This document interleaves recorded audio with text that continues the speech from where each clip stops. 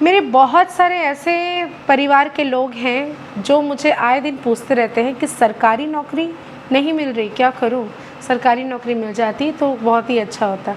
ऐसे बहुत सारे क्लाइंट्स हैं, बहुत सारे ऐसे मेरे फेसबुक परिवार के लोग हैं जो मुझसे ये पूछते हैं। बहुत सारे इंस्टा के लोग हैं जो आए दिन मुझे डीएम करते रहते हैं कि मैम सरकारी नौकरी के लिए कोई उपाय बताइए, मैं ऐसा क्या करूँ कि सरकारी नौकरी मिल जाए। या मैं बहुत दिनों से कॉम्पिटिटिव एग्ज़ाम के लिए ट्राई कर रहा हूँ, रिज़ल्ट ही नहीं निकल रहा, या फिर निकलता है तो 1 मार्क्स के लिए मैं पीछे रह जाता हूँ, या किसी न किसी की वजह से मेरे रिज़ल्ट अच्छे नहीं आते, अप टू द मार्क नहीं आते, मैं एफ़र्ट पूरा देता हूँ। पहली बात तो ये समझ लीजिए कि बिना कुंडली दिखाए ये बताना कि सरकारी नौकरी का योग है भी या नहीं, ये बहुत ही मुश्किल होता है। क्योंकि जब भी हम सरकारी नौकरी की बात करते हैं तो हमारी कुंडली में सूर्य जो है वो किस स्थान पर बैठा हुआ है, कितना मजबूत है, ये हमें देखना आवश्यक होता है। क्योंकि बिना सूर्य अगर स्ट्रांग नहीं होगा, अगर वो किसी पापी ग्रह के साथ बैठा हुआ है या फिर किसी नीच जगह पर आपका सूर्य है, तो फिर सरकारी नौकरी के कोई भी योग नहीं बनते, आप चाहे लाख कोशिश कर लो। तो बहुत सारे उपाय मैं बताऊंगी, लेकिन आपको कुंडली दिखाना बहुत ज़्यादा ज़रूरी है। क्योंकि ऐसा बहुत समय होता है कि आप, हो सकता है पढ़ाई लिखाई के बाद 7 to 8 इयर्स लोगों ने वेस्ट कर दिए। मैंने देखा है ऐसे कई क्लाइंट्स को जो आते हैं मेरे पास, मेरे फ्रेंड्स को भी मैंने देखा है कि बहुत दिनों तक कोशिश करते रह गया कि मैं सरकारी नौकरी के लिए कॉम्पिटिटिव एग्ज़ाम में बैठता हूँ, ट्राई करता हूँ, बहुत पढ़ाई कर रहा हूँ, बहुत लिखाई कर रहा हूँ, सब कुछ करके थक गया हूँ, लेकिन नौकरी नहीं लग रही है। ट्राई करते करते 7 से 8 साल गुजर गए। लास्ट में आखिर में उसे किसी कॉल सेंटर में काम करना पड़ रहा है या फिर किसी प्राइवेट फॉर्म में काम करना पड़ रहा है। तो बात ऐसी कि सरकारी नौकरी के पीछे मत भागिए। अगर आपको अच्छी जॉब मिल जाती है प्राइवेट सेक्टर में तो करना शुरू करें, लेकिन ज़रूरी है कि जो भी सरकारी नौकरी के लिए चेष्टा करते हैं उन्हें अपनी कुंडली दिखाकर ही चेष्टा करनी चाहिए। क्यों? क्योंकि सूर्य अगर नीच में बैठा होगा या पापी ग्रहों के साथ बैठा है तो फिर आपके योग नहीं बनते। तो इस चीज़ को ध्यान में रखते हुए आपको काम करना है। पहली चीज़, आपको अगर बहुत आपके ग्रह अगर सही पोजीशन में है, सूर्य अगर आपका अच्छी जगह पर बैठा हुआ है या आपको पॉजिटिव रिजल्ट्स देने के योग बन सकते हैं, तो फिर आपको क्या करना है कि सुबह उठकर सूर्य को जल दे। जो कि मैं हर बार कहती हूँ, मेरे फेसबुक में भी मैंने कई बार कहा है, हर एक को मैं ये कहती हूँ कि आपको सूर्य को अच्छा बनाना है और मजबूत बनाना है।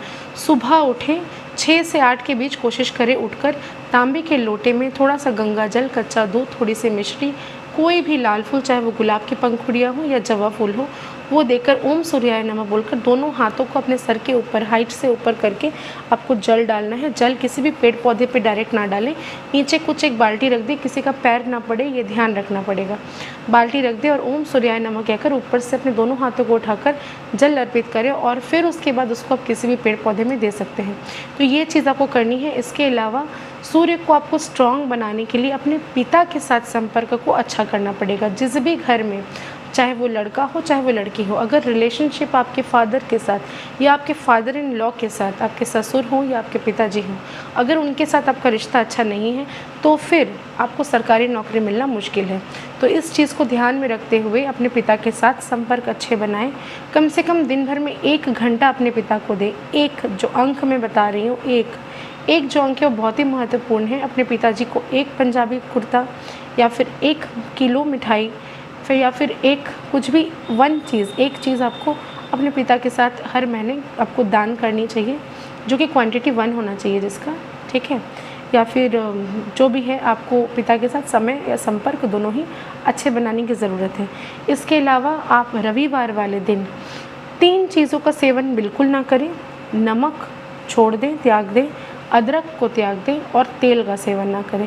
इन 3 चीज़ों को अगर आप रविवार वाले दिन अवॉइड करते हैं तो भी आपका सूर्य स्ट्रांग होता है।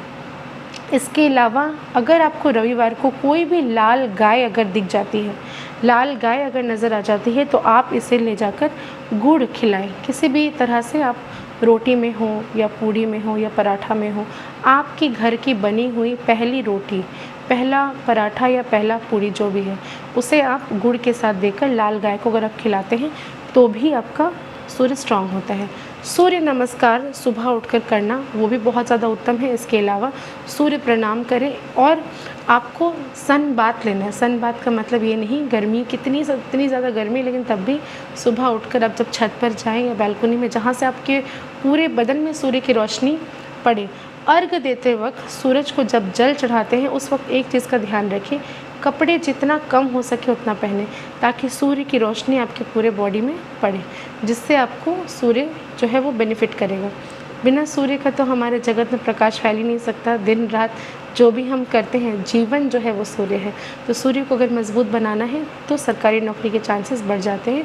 लेकिन मैं फिर भी ये कहूँगी अपॉइंटमेंट लें, मेरा नंबर दिया हुआ है स्क्रीन पर, उस नंबर पे कांटेक्ट करें और पर्सनली अपॉइंटमेंट बुक करके अपने सूर्य की स्थिति जानें, फिर सरकारी नौकरी के लिए ट्राई करें। आशा करती हूँ आपको मेरी वीडियोस बहुत पसंद आ रही होंगी।